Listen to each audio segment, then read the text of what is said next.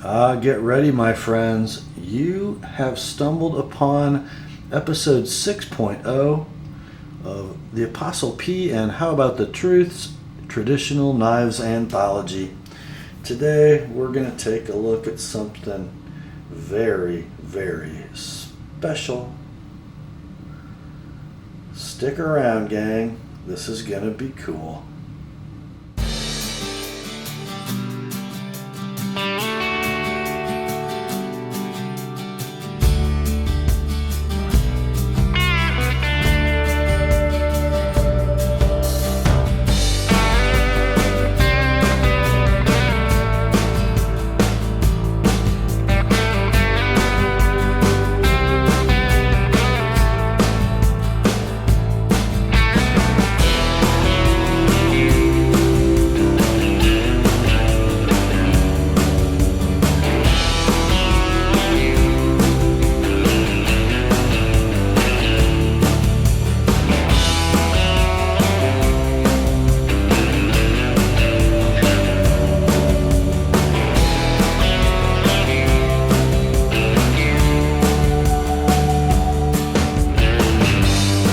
Hi gang, Rob here. It's the evening of 23 July 2014, and yes, we have arrived at episode 6.0 of Steve's and my Traditional Knives Anthology, and tonight we are going to take a look at the Great Eastern Cutlery Northfield Unexcelled number 85 bullet end jack satin unetched spear point.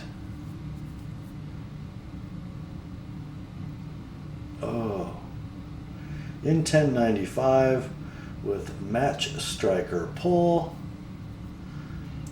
liner lock, and easy open feature.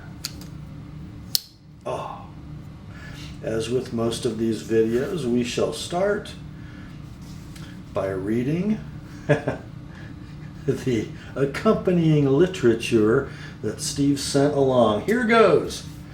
This is knife 2 of batch 2. And here is what Steve says about this beauty. The special factory order bullet end jack, or teardrop jack, for Mike Latham of CollectorKnives.net. Rob probably won't give me this knife back. Ha ha. Well, laugh all you want. It's been here for a few weeks and you still don't have it. The Northfield number 852113 in smooth ivory bone. This is not elephant ivory or mammoth ivory. This is smooth, undyed cow bone, I believe. It is the Cadillac of teardrop jacks. Steve does call this his Cadillac because of its sort of pearly white color. And he says, sporting a match striker long pull that isn't even needed due to the easy open frame, with perhaps the most handsome spear point blade in satin finish of any knife. No etch, yeah, he says. Of course, they threw a liner lock in there along with the cloud shield and lined bolsters, which, an aside here from me before I read on, you guys are used to seeing the Northfield Unexcelled knives in mirror polished and etched blades with lined bolsters, or grooved bolsters as I call them, because I'm kind of a noob. It's, I think, very cool to see a special factory order Northfield with a satin unetched blade but still retain the grooved or lined bolsters. Okay, shoot, it's even got dings and dents in all 4 fenders, just like any old Cadillac. See, it's got the pinched bolsters on all 4 corners. Dings and dents, we'll call them, for the Cadillac of jacks. And we continue. A very pocket-friendly knife with a big dose of old world style. Unfortunately, Mike only had these made in a small quantity of 3 different handle materials. I'm going to get the tube out of the way because there's not really much to talk about here. No sticker on the back, and I don't want to focus on it. These knives are no longer available. Can't find them anywhere. They're all sold out. So with only a little practice, the liner lock can be disengaged with one hand as long as it's your right hand. So you just disengage the liner lock with the right thumb, bring the blade to half stop with your index finger, close it with your thumb. Pretty easy. The various 1 and 2 bladed teardrop jacks go far back in history, well into the mid 1800s if not earlier. Just about every factory made these knives. But as the times and fashions changed, these knives were dropped from all the catalogs, along with hundreds of other great old patterns, beginning around the 1940s. A few may have been made after that. Mike had this special factory order version made in 2 other handles, that being an antique amber jigged bone and buffalo horn. I might like to have a buffalo horn myself. I believe some of the knife makers of old called their version of these knives with a fancy pinched end cap the quote-unquote candle end or candle tip knife. The extra deep blade belly, let's show you that.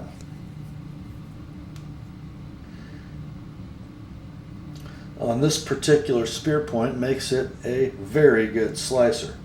It is sheer torture for me trying not to add this gem into my EDC rotation. That is, if I get it back from Rob.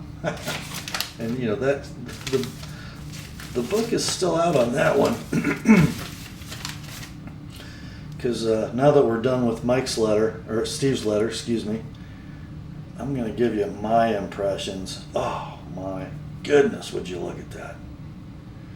See if I can get a nice close-up of that match striker pull and that absolutely perfect satin finish. I mean, that is amazing for a production traditional, even on the swedge.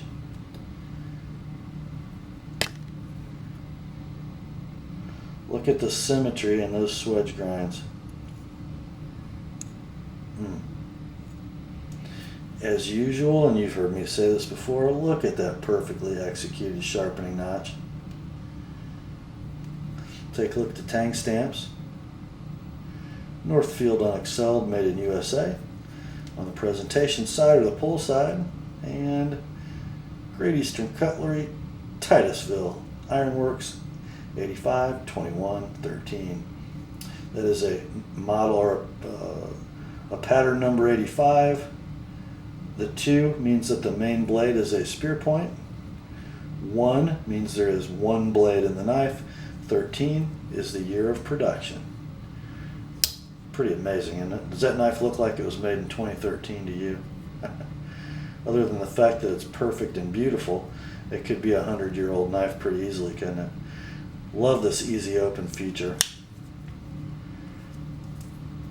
Keeping your match striker a long pull free of any skin fragments and ready to strike matches. You know, I didn't take any measurements on this knife. To give you an idea, well, heck.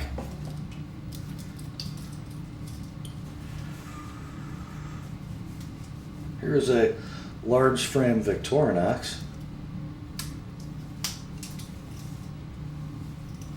Serrated Spartan.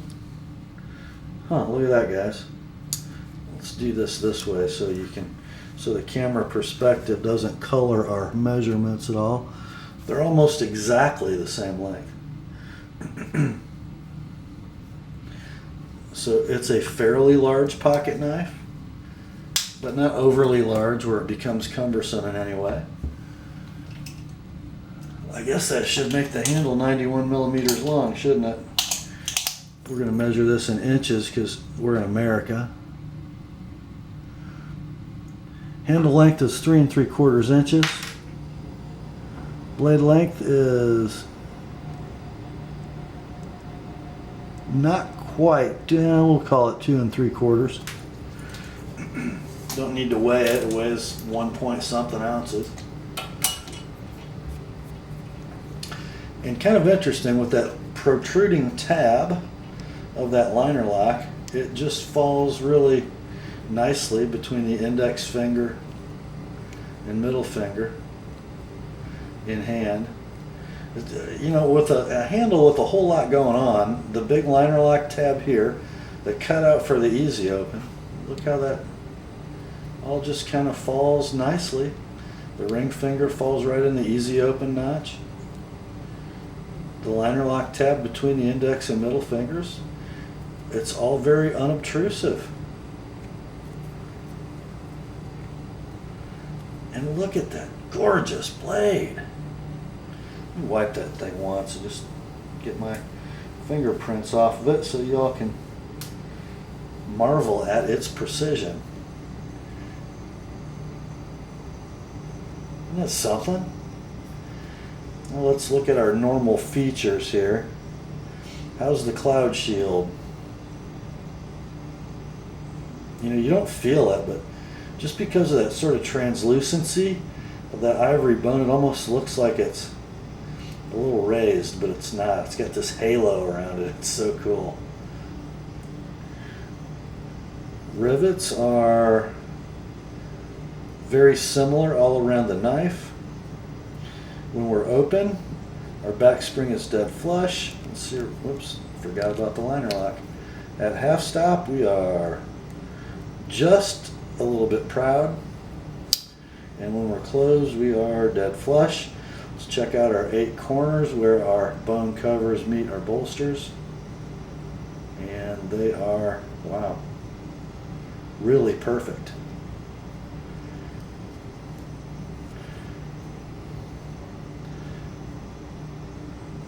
Let's go around the perimeter of the knife. No gaps. Nothing tactile. Let's see how we did on the end of the back spring. I see a little bit of a drop going left. Not the most perfect one I've ever seen, but it's pretty darn good. How's that blade centering? Very good. Let's see if we have any blade play in this guy. Absolutely nothing.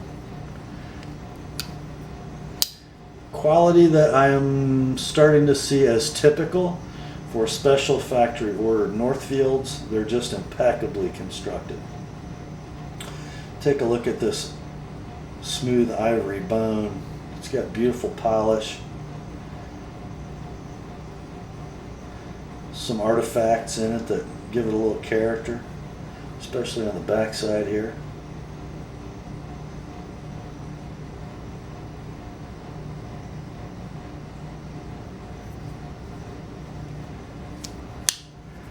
Let's call the, let's see here.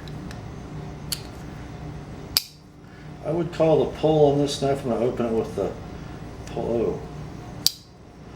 It's luxuriously smooth, and I'm going to call this about a 6 weight out of 10. A little lighter than I would expect for a knife this large, and of course this guy's is a original bevel, unsharpened, and it's edge ready. I will say, got the tip a little more precise on this one than I'm used to seeing. I don't know, I don't know if I've ever tried to do a paper cut test with a factory GEC edge, but let's try one. What the heck? You've never heard me say that these edges are really good from the factory. And this one would be no exception. Not going to do a lot of that because this is a collection knife for Steve. You know, he kind of loves his safe queens. I got to tell you this though, guys. That knife is ridiculously thin behind the edge. I'm going to say that is a it's probably a sub 10 thousandths knife through this straight portion into the belly, and then when it gets to the tip it thickens ever so slightly. It might be 25 thousandths at the tip. Looks like it's cut from about 100 thousandths stock. Oh, what a slicer. Oh, it's killing me not to put an edge on this, guys. Oh. But I'm not going to. This knife is probably never going to see pocket time. You know, my 48 abalone improved trapper is my Safe Queen traditional. Steve's got more than one, but I don't think this one's ever going to see EDC service. If I get one, it will. Okay, guys, that's enough of my drooling. I'm just going to give you one last sort of slow macro pan here. Be jealous.